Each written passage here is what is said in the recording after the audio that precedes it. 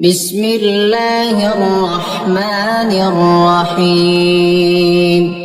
الرحمن علم القرآن،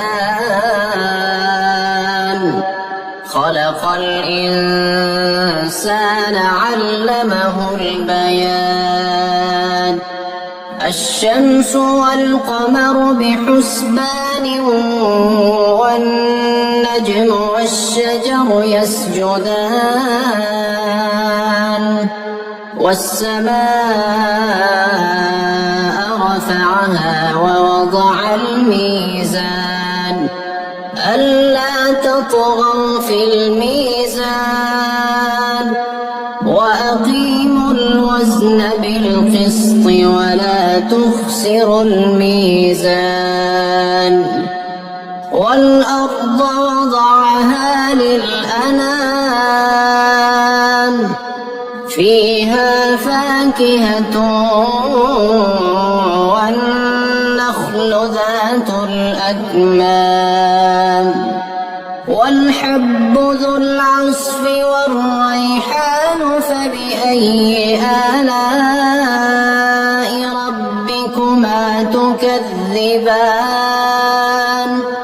خلق الإنسان من صلصال كالفخار، وخلق الجان من مارج من نار. فبأي آلاء ربكما تكذبان؟ رب المشرقين ورب المغربين.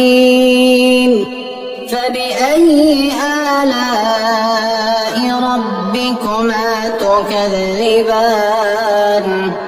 مرج البحرين يلتقيان، بينهما برزخ لا يبغيان. فبأي آلاء ربكما تكذبان؟ يخرج منهما اللؤلؤ والمرجان. فبأي آلاء ربكما تكذبان؟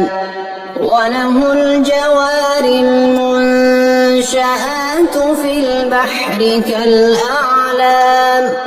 فبأي آلاء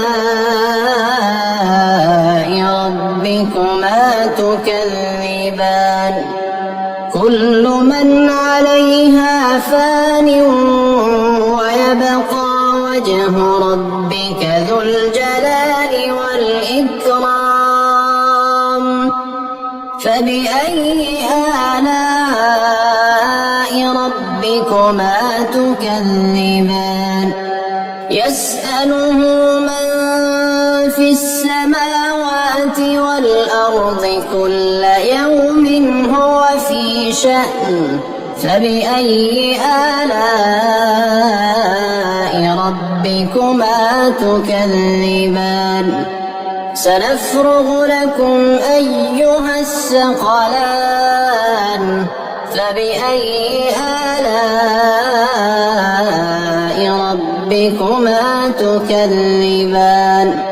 يا معشر الجن والإنس إن استطعتم أن تنفذوا من أقطار السماوات والأرض فانفذوا، لا تنفذون إلا بسلطان. فبأي آلاء ربكما تكذبان؟ يرسل عليكما شواظ من نار ونحاس فلا تنتصران. فبأي آلاء ربكما تكذبان؟ فإذا انشقت السماء فكانت وردة كالدهان فبأي آلاء ربكما تكذبان فيومئذ لا يسأل عن ذنبه إنس ولا جان فبأي آلاء ربكما تكذبان يعرف المجرمون بسيماهم فيؤخذ بالنواصي والأقدام فبأي آلاء ربكما تكذبان هذه جهنم التي يكذب بها المجرمون يطوفون بينها وبين حميم آن فبأي آلاء ربكما تكذبان ولمن خاف مقام ربه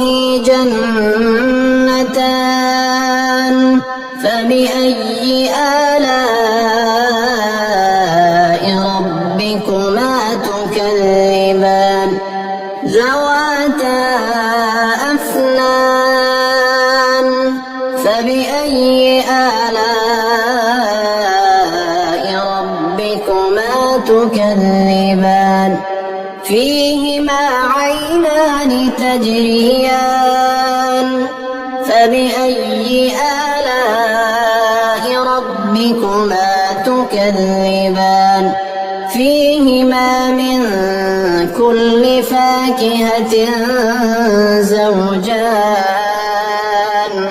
فبأي آلاء ربكما تكذبان متكئين على فرش بطائنها من استبرق وجنى الجنتين دان فبأي آلاء ربكما تكذبان فيهن قاصرات الطرف لم يطمثهن إنس قبلهم ولا جان فبأي آلاء ربكما تكذبان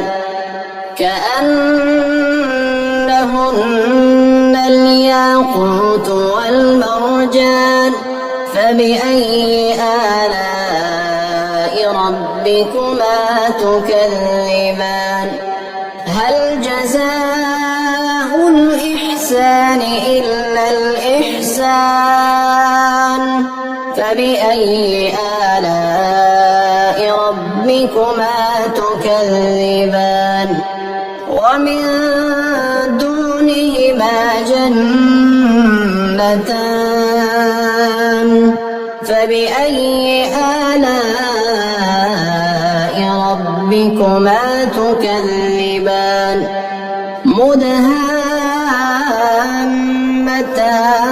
مدهامتان فبأي آلاء ربكما تكذبان فيهما عينان نضاختان فبأي آلاء ربكما تكذبان فيهما فاكهة ونخل ورمان فبأي آلاء ربكما تكذبان فيهن خيرات حسان فبأي آلاء ربكما تكذبان حور مقصورات في الخيام